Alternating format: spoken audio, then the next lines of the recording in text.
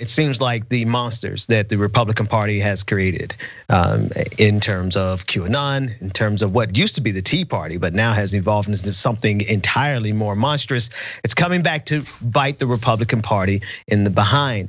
I want to read a quote, and it says the following in regards to one of the governors who's facing a primary challenge because of the positive response that they gave towards COVID-19. I'm not exaggerating. When COVID hit, Ohio Republican Governor Mike DeWine sprang into action. He moved to shut down large events weeks before other governors, scrambled to delay Ohio's primary, and opted for a statewide mask mandate. All that effort to stop the spread enraged the right. After multiple moves by state legislators to reverse his decision, DeWine is now facing a potentially serious primary challenge, and this is from Vice News. So Cenk and Lance, just really simply put, the Republicans have been monetizing controversy, and now it's coming back to bite them. Yeah, I was curious. Do you know at what point this, like when this took place, how it manifested? Not sure in terms of this, of how it manifested in this particular case, but I mean, with anything else, it seems as though they keep pushing further and further to the right, seeing who can become more extreme. Yeah, I mean, like it's kind of funny to me because right now, I guess Marjorie Taylor Greene is the figure who's encapsulating the whole QAnon movement and the antithesis of that.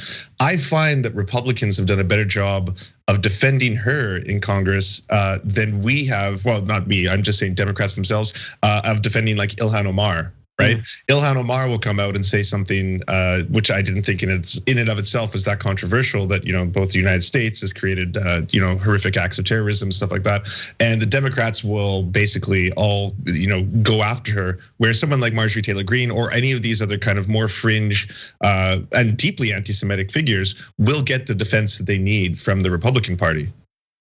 Yeah. So this story is amazing because it doesn't matter how ridiculous the Republican governors were. Nothing is ever extreme enough for the right-wing base.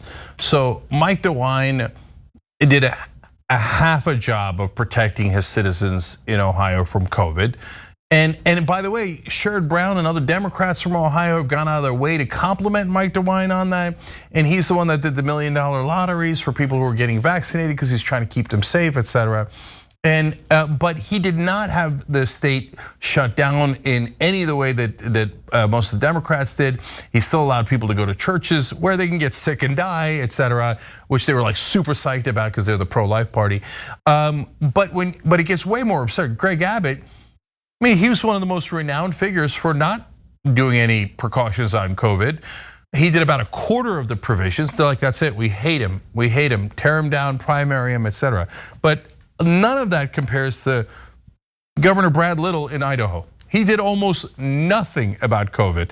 There was never any restrictions on going indoors in Idaho, et cetera. Just a couple of times he was like, maybe you don't want to murder yourself. I don't know.